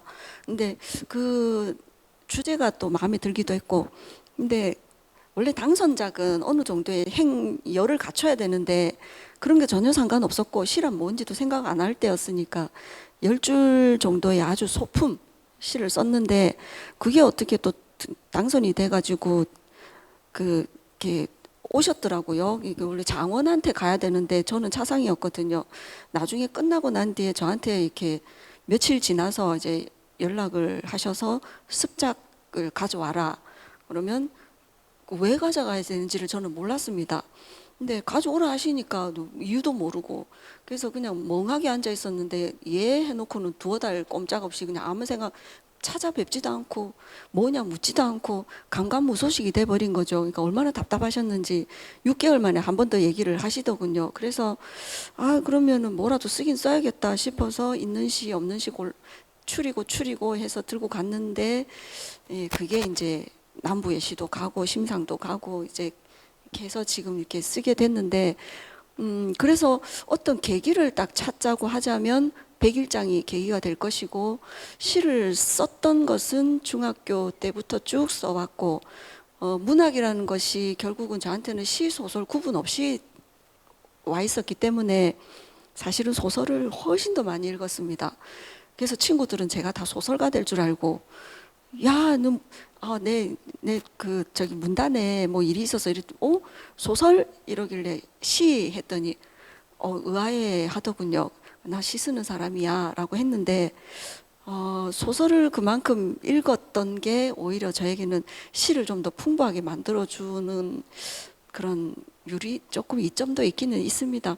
그게 이제 뭐 어릴 때부터 썼던 그게 계기였다면 계기라고 할 수도 있을지 모르겠습니다. 그때 왜 시를 썼냐라고 물으시면 시조를 썼었거든요. 첫 시는 시조였습니다. 제가 그걸 굳이 기억하는 이유는 난 항상 시를 쓰고 살았어 라는 이게 아마 박혀 있나 본데, 동생과 심각하게 다퉜거든요. 원래 연년생은 아침 저녁으로 싸운다는데 저희는 그에 비하면은 뭐 1년에 한 두어 번 싸우죠. 대신 좀 격렬합니다. 근데 대체로 그렇게 격렬하게 싸울 때는 제가 참지 않았을 때, 말 한마디 한마디가 귀에 쏙쏙 박히게 직설적으로 하는 동생 덕분에 싸울 기회가 상당히 많았음에도 불구하고 참아야 했고, 언니니까 참자 이렇게 넘기는데 어느 날 이제 제가 심하게 꼭지가 돌았나 봅니다. 예, 예, 많이 이제 화가 났었죠. 중학생이니까 질풍노도의 시기에 동생이 그냥 끊임없이 달려듭니다, 저한테. 나름 중학생이기 때문에 어느 정도 서열 개념도 확실한데 언니한테 이렇게 된 거죠. 꼴랑 1살 차인데. 그래서 그런 부분에서 제가 많이 이제 뭔가 굉장히 사춘기가 좀 빨리 온 것도 있지만 그때 이제 시조를 썼는데 저의 모든 화를 집약해서 썼던 거죠. 응축된 저의 모든 화를 넣어서 시조를 썼는데 그걸 다시 이제 시조 초장, 중장, 종장에 맞춰서 딱 쓰고는 이제 내 모든 감정을 그대로 드러내 보였으나 정리가 되어 있어서 동생은 모르겠군. 그러나 내 지금 감정은 이러하다. 동생아 좀 읽어봐라. 하고 그냥 아무 말 없이 제 연습장에 써놓은 시조를 보여줬었죠. 동생은 아무 생각, 물론 이제 그때는 이제 화해하고 난 뒤에 보여주니까 동생이 야, 언니, 이제 그때 동생이 최고의 독자였었습니다. 언니야 너무 슬프다 이렇게 얘기를 하는데 속으로 그랬었죠. 너에 대한 내 감정이야 이랬는데 그때 그 시를 쓰고 나서 이 모든 화를 여기에 풀고 나니까 저 일종의 카타르시스가 느껴졌던 거죠. 그걸 잊을 수가 없었던, 거기에 중독이 됐었나 봅니다. 뭔가 공부하다가 이제 힘들다, 뭔가 좀 이런 상황이 힘들다 이러면 혼자 시를 계속 썼던 것들이 시를 계속 써오는 과정에 있어서 어느 날 이렇게 계기가 됐을 때 아무 생각 없이 그냥 할 수 있었던 게 아닌가 싶기도 하고, 너무 아무 생각 없이 살았지 않나라는 그런 반성도 하지만, 아무 생각 없이 시를 써 왔었으니까 그때 그런 계기를 예, 저에게는 상당히 그 100일장이 내가 시를 써야 하는구나, 시인이라는 것을 가지고 시를 써야 하는구나 하고 인식의 전환을 가져오기는 했었습니다. 그래서 그때 이제 저의 시를 쓸 수 있게 도와주셨던 세 분의 선생님이 계십니다. 그분께 또 감사의 말씀을 맨날 드렸지만 이제 또 세월이 흘러서 다시 한번 또 그 선생님들께 감사의 말씀을 드리죠. 물론 저를 그때 뽑아주셨던 심사위원들 분들께도 많은 감사를 늘 감사하는 마음으로 살고 있습니다. 그분이 어느 선생님이십니까? 지금 이제 문단을 다 떠나셨는데 조이영 선생님하고 뭐 김창근 선생님하고 이제 이문걸 선생님, 요 세 분이 이제 저에게 많은 힘을 주셨죠. 써봐라라고 힘을 주셨던, 제일 처음 시를 일단 써라라고 하신 분이 이문걸 선생님이라면 그 시의 어떤 방향을 정해주신 게 뭐 여기저기 막 한다고 해서 아무 때나 이리저리 끌려다니지 말라, 너의 소신과 어떤 욕심을 버려라, 당장 뭐 된다고 해서 거기에 막 뭐 불나방처럼 달려들지 마라 라고 이제 어떤 그런 제가 자립해서 잘 클 수 있도록 중간에 이런 꽉 누르는 역할을 하신 분이 김창근 선생님이라면, 이제 좀 더 나아갈 수 있는 시의 길을 터주신 분이 이제 조희영 선생님, 이렇게 뭐 대략 그렇지만 모든 큰 틀은 이제 세 분이 많은 도움을 주셨습니다. 제가 커 나가는 데 있어서. 예. 그 습작기에는 보통 제가 선망하는 그 시인이 있지 않습니까? 이런 시인처럼 되고 싶다. 또 이런 시집과 이런 시를 쓰고 싶다. 그러니까 하나의 모델이 되는 시가 있고 시집이 있을 텐데, 그때 당시 등단을 전후해서 선생님 머릿속을 꽉 채우고 있었던 시인과 시집이 있다면 어떤 시인이 제가 있었죠? 그때 이제 한참 논문을 쓰고 있을 때였는데 논문 주제에 부합하는 내용들이 모두 포스트 모더니즘이었습니다. 그래서 제가 연구해야 하는 시들도 다 그쪽 계열이고, 제일 우선 뭐 하자면 모더니즘 이상부터 시작해서 쭉, 그러니까 제가 즐겨 읽었던 시들은 전부 포스트 모더니즘이거든요. 그런 시들을 줄창 보고 읽고, 야 이런 시 정말 좋다, 멋지다, 이런 생각을 했었는데 정작 쓰는 시는 이제 지금 계속 이제 나오는 얘기지만 서정시인 거죠. 그걸 이제 저희 지도 교수님이 항상 이상하게 생각을 하셨습니다. 너는 주구장창 포스트 모더니즘 연구를 하면서 시는 서정시를 쓰고 있네? 이건 무슨 이유일까? 이러시던데 사실은 저도 잘 모르겠습니다.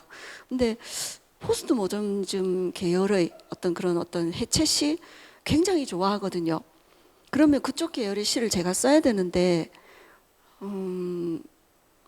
논문을 쓰고 공부를 하면서 바뀌었던 거죠. 그게 어느 순간 바뀌더군요. 그러니까 제가 그런 계열의 시도 연구를 하는 과정에서 몽상적 상상력이 더해지면서 제가 이제 그 가져온 시인들이 정지용, 뭐 박목월, 박두진, 그다음에 뭐 윤동주 이런 분들, 윤동주 시를 연구한 덕분에 제 논문이 저 연세대 윤동주 박물관에 이렇게 전화가 왔더라고요. 그래서 감사합니다 하고 또 보내드렸는데 그때는 아무 생각 없이 그냥 이런 시들이 좋겠다 해서 가져왔던 것이었는데 연구를 하는 과정 내내 제가 빠져들었던 게 이제 계속 정지용, 그때부터 이제 정지용에 빠졌습니다.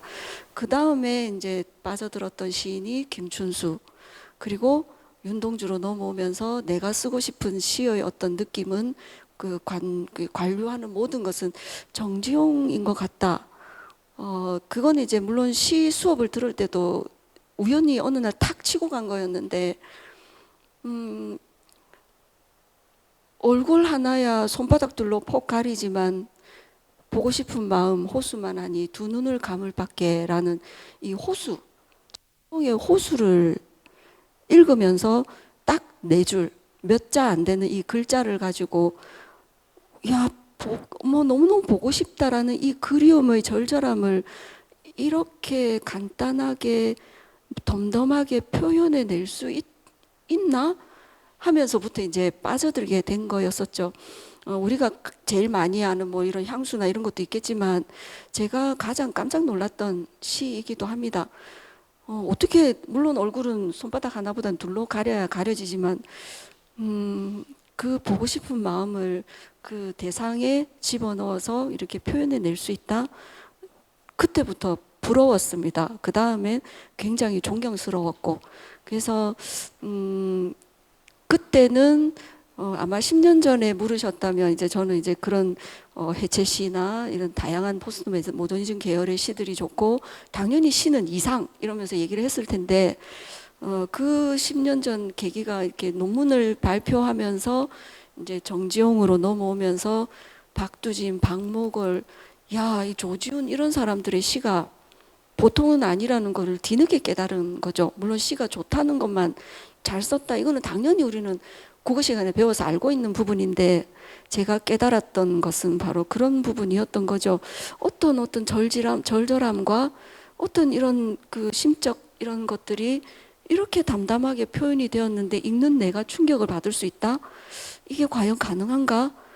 이래서 대단한 시인이시구나 다들 이렇게 느꼈던 것이고 그때부터 그분들을 조금 닮고 싶었나 봅니다. 점점 더 자꾸 이렇게 감추면 안 되는데 제가 표현하고자 하는 거는 감춤의 미학도 있겠지만 이제 그런 것들이 너무 감춤으로 인해 이렇게 떨어지는 것이 아닌 이제 좀 더 제가 좀 성숙한 시인이 된다면 그런 시들을 쓸 수 있지 않을까. 언젠가는 죽기 전에 한 편은 그런 게 나오지 않을까. 그 기도는 하지만 뭐 없으면 할 수 없지만 마음은 늘 그렇게 바라고 있지만 그런 마음으로 끝까지 뭐 언젠가 내가 펜을 놓는 날이 오겠지만 그때까지도 이 마음이 끝까지 갔으면 좋겠다라는 것이 바로 그러한 시인을 닮고 싶다라는 이런 겁니다. 그래서 좀 더 힘 있는 좀 더 어떤 열정이 그런 게 잘 표현을 할 수 있는 그런 욕심이지만 그런 시인이 되고 싶습니다. 굉장히 제가 좋아하는 시인들입니다. 뭐 현실을 논하지 않아도 충분히 현실을 녹여서 보여줄 수 있는 그게 예, 제가 가장 원하는 그런 모습인 거죠. 표현하고 싶은 제 시의 모습입니다. 예. 장정 선생님 또 하시고 싶은 질문이나 듣고 싶은 말씀 있으십니까? 네, 저 해도 되고 안 해도 되는데 그 약간 그림 같다는 생각을 했거든요. 그러니까 그림을 그냥 이렇게 휙 보면 모르잖아요. 이렇게 좀 가만히 들여다보고 이렇게 해야 된다는 생각을 하면서 또 제가 요즘 그 서양 미술사라는 그 이상한 책을 읽고 이상한 책이 아니죠. 엄청 두꺼운 책 아무도 안 읽는데 이제 모임에서 또 읽고 있거든요. 그 책 읽으면서 또 뒤에 그런 얘기를 하더라고요. 이제 막 피카소랑 이런 사람들 나올 때 그 초현실 이런 얘기할 때 그 뭔가 관념을 표현하려는 엄청 대단한 시도들이 그 대중 그걸 보는 사람들이 못 느낄 수도 있겠지만 그게 사실 저는 이제 그걸 설명하는 그 문장을 보고 이제 조금씩 이제 이렇게도 생각할 수 있구나. 그러니까 미술이 그냥 이렇게 뭔가 이렇게 어떤 뭐 디자인이나 이런 게 아닌 무언가를 계속 표현하고 말하려고 하는구나 하는 생각을 이제 하면서 또 이 시에서도 약간 비슷한 대목, 비슷한 느낌, 비슷한 생각이 들더라고요. 그래서 그 사람은 그 곰브리치라는 그 분은 마지막에 그 미술이 존재하게 하는 건 결국 일반 대중이다라는 얘기를 또 하더라고요. 그러니까 미술이 존재하려면 그러면서 저도 그랬는데 이 굉장히 이제 편견으로 그러니까 봄이 따뜻하다는 이런 편견으로 사실 봄을 바라보지만 그게 아니라 뭔가 그 시 자체를 새롭게 보려는 이제 그 노력과 어떤 관심이 있어야 되는구나 하는 거를 이제 그 곰브리치가 얘기했고 저도 그렇게 오늘 느끼고 와서 그래서 일반 저 같은 대중 평론가 분도 아니고 이제 창작자도 아닌 그리고 공부하는 분도 아닌 그런 분들을 위해 뭔가 얘기를 이렇게 해주면 좋겠다는 생각을 했어요. 그러니까 시에 대해서 저도 이제 오늘 이렇게 보고 오니까 사실 많이 좋았고 그거 어떤 작가님의 생애를 또 들으니까 이 시가 훨씬 더 이해가 돼서 좀 뭉클하거든요. 다 많이들 읽었으면 좋겠긴 한데 그래서 그런 일반 대중한테 이렇게 좀 말씀을 해주시면 어떨까 생각했습니다. 예, 아까 관련해서 저도 한 말씀 드리자면 저는 사회자이기도 하지만 시를 평론하는 사람으로서 말씀을 드리자면 예컨대 이런 겁니다. 24페이지 보면 암남공원이라는 시가 있거든요. 암남공원. 여기서 이제 그 가장 핵심이 되는 그 시어는 뭐냐면 혈청소 모집계 자리입니다. 혈청소. 그러니까 이걸 빼버리면 이 시는 해운대 바다이든 강안리 바다이든 해운대 어디든 모르는 데이든 상관이 없어요. 여기는 암남공원에는 혈청소 모집계 자리가 있어요. 혈청소가 뭐냐면은 옛날에 그 일본 일제 강점기 때 일본인들이 세웠던 우리나라 최초의 어떤 수의학 연구소입니다. 그러니까 그 우역 그 소들에게 전염병 있잖아요. 그 면역 혈청을 얻기 위해서 소들을 대상으로 해서 생체 실험을 했던 곳이거든요. 거기 가보면 추콤비라는 곳이에요. 추콤비. 그때 엄청나게 많은 소들이 죽었는데 가축들이 죽었는데 그 가축들의 어떤 혼을 위로하기 위해서 그 비석도 있어요. 예? 그래서 이제 그 암남공원 가면 혈청소 자리가 있고 그런데 사실은 이제 암남공원이 가장 그 중요한 어떤 그 특징, 그러니까 어떤 장소적인 어떤 특징을 드러내는 게 혈청소인데 그 혈청소라는 걸 사실 드러내야 되거든요. 예? 드러내야 되는데 이게 감춰져 있는 거죠. 그러니까 일반 독자가 볼 때는 그 혈청소의 의미를 몰라요. 전혀 모르기 때문에 형상화도 안 돼 있기 때문에 그래서 이제 그냥 남녀 바다야라고 끝나버리면 쌤 마음속에서는 그런 어떤 감성이 충현할지 모르겠지만 일반 독자 입장에서는 그냥 어떤 평범한 이미지로 이제 가버리거든요. 그러니까 쌤 삶도 마찬가지입니다. 쌤 삶도 물론 이제 그런 건 있어요. 자기 삶을 끄집어내서 하면 힘들어요. 힘들기 때문에 그런 경우 시를 안 쓰고 사는 삶이 제일 좋아요. 시를 쓴다 하더라도 그냥 혼자 쓰고 쓰는 거죠. 그러니까 자기를 위한 시가 되는 것이죠. 근데 시인이라는 건 시인 사명이라는 건 고통을 감내하는 것이거든요. 고통을 감내해서 자기의 어떤 상처와 대면해서 거기서 폭발하는 이미지, 폭발한다고 해서 꼭 격정적 이미지를 말하는 건 아니에요. 거기서 나오는 어떤 새롭게 창출되는 이미지가 나오는 방법을 스스로 터득해야 되는 것이거든요. 그때 이제 독자에게 어떤 감흥을 준단 말이죠. 그러니까 시인 어느 정도 고통을 감내를 해야 돼요. 만약 그 감내를 못하겠다 그런다면 시를 안 쓰는 게 맞죠. 시를 쓴다 하더라도 혼자 쓰는 게 맞아요. 혼자 쓰고 이제 제가 그런 시는 저는 자기를 위한 시라고 생각하거든요. 자기를 위한 시.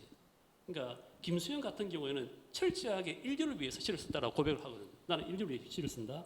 근데 대부분의 시인들은 자기를 위해서 시를 써요. 왜냐하면 자기 마음의 상처를 딱 승화시키기 위해서 시를 쓰는 경우가 많죠. 그게 이제 독자들과의 어떤 그 감성이 맞으면 뭐 시집 많이 팔리기도 하고 유명해지기도 되겠죠. 그런 경우도 있겠지만 쌤 같은 경우에는 제가 볼 때는 안에 가진 게 너무 많은데 그걸 갖다가 이제 터트려내기를 이렇게 주저하시는 게 아닌가 하는 사실 아쉬움이 좀 있습니다. 그런 얘기를 예. 저희 친한 사람들에서 아주 많이 듣습니다. 안에 불을 가지고 살고 있다고 얘기를 하더라고요.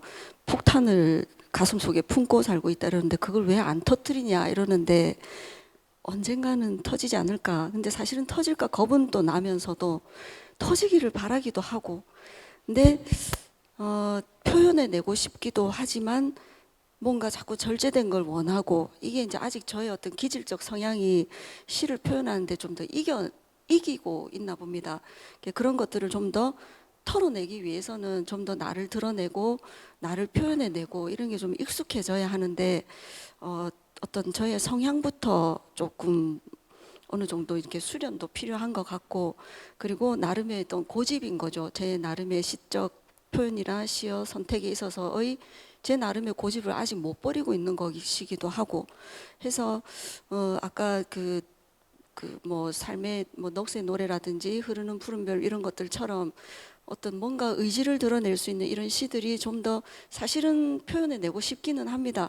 그런 것들을 얘기하고 싶고 좀 더 드러내고 싶고 사실 또 혈청소나 이런 것도 제 어릴 때 많이 드나들던 위험하다 뭐 아이들은 위험하다 가지 마라 뭐 주의도 많이 듣고 했던 곳이기도 한데 제가 보는 이 암랑공원은 얘기하자면 한도 끝도 없고 그런데 또 이거를 그냥 그까지는 얘기 안 하고 싶다. 이렇게 또 하다 보니 이제 이렇게 표현이 돼버린 것이기도 하고 그리고 가급적 이것도 이제 또 하나 얘기하자면 어떤 그 행사에 또 돼야 될 시여서 연이 너무 길지 않아야 한다라는 조건도 있었고 그 안에서 내가 표현해낼 수 있는 것이라고 한다면 암랑공원 하면 딱 떠오르는 것 뭐 감천송도 혈청소 뭐 그 정도 가지고 내가 해낼 수 있는 것은 그러면 이제 나머지는 독자들이 찾아낼 수 있지 않을까라는 그런 일말의 어떤 게으름이라고 해야 될지 희망이라고 해야 될지 좀 미뤘습니다. 다양한 설명들을 제 시를 보면 뭐 각주도 잘 없습니다. 뭐 이렇게 주석을 달아준다든지 이해의 편리를 위해서 뭐 예를 들면 뭐 동해남부선 같은 경우는 하도 이렇게 전혀 표가 안 나서 그냥 밑에다가 동해남부선 없어진다는 말을 듣고 그 철길에 그 근처에 제가 또 살았었거든요. 그래서 그때 썼던 시를 이거는 근데 그것이 철길이긴 한데 과연 이것을 동해남부선으로 알아들을까? 또 다른 그 나머지 한 편 더 있긴 한데 그래서 딱히 이제 잘 안 달았습니다. 단지 이제 혼돈을 피하기 위해서 뭐 삶을 위한 노래라든지 넋의 노래라든지 요 부분만 이제 그냥 아주 간단하게 정말 성의 없다 할 수 있겠지만 정말 간단하게 그냥 그것만 적었습니다. 이게 무엇이고 저게 무엇이고 해서 거기에 어떤 것을 가지고 와서 이렇게 해서 표현하였음 전혀 안 썼던 거죠. 이건 역시나 또 제 성향이기도 합니다. 나름의 고집이기도 한데 좋은 시를 쓰기 위해서 굳이 안 아파도 되는데 아픔을 막 끄집어낼 필요는 없다고 생각해요. 예. 저도 그렇게 생각합니다. 선생님. 그냥 맞습니다. 네. 김원 시인이 시를 너무 많이 쓰고 담배도 너무 많이 피워가지고 시보다 삶이 중요하니 시를 좀 잘 못 살아 이렇게 그만 살아 이렇게 이야기한 적도 있거든요. 그러니까 제 생각에는 쌤의 그 방식이 맞는 것 같습니다.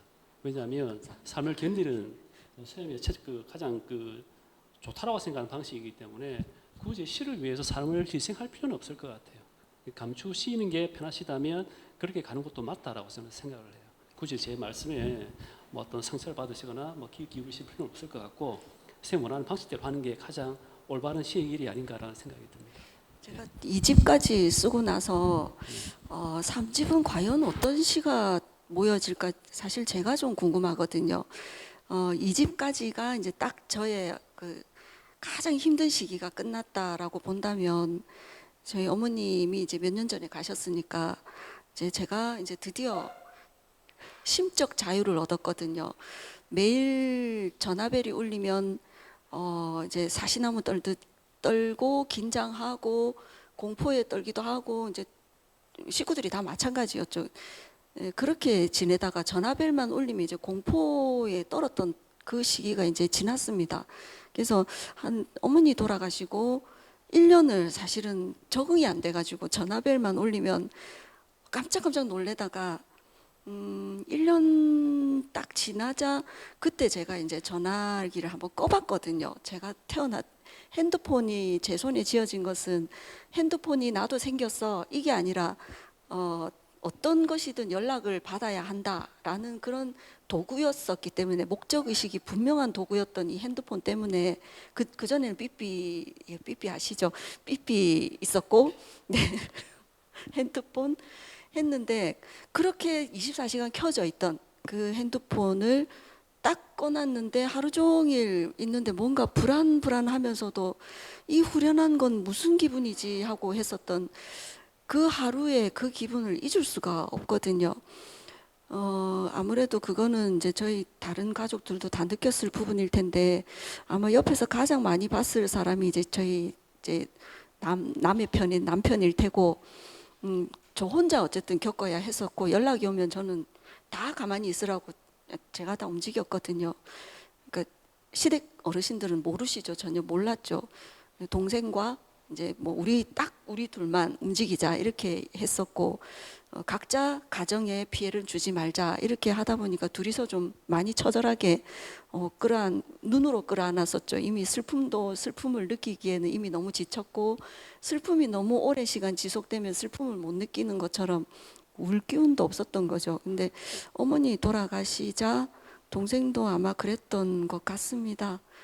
처음으로 둘이서 통화를 하는데 둘 다 전화를 놀래지 않고 전화기를 들었다는 거에 이제 서로 이제 토닥여 주면서 야 이제 우리 좀 많이 편해졌구나 이렇게 됐었거든요.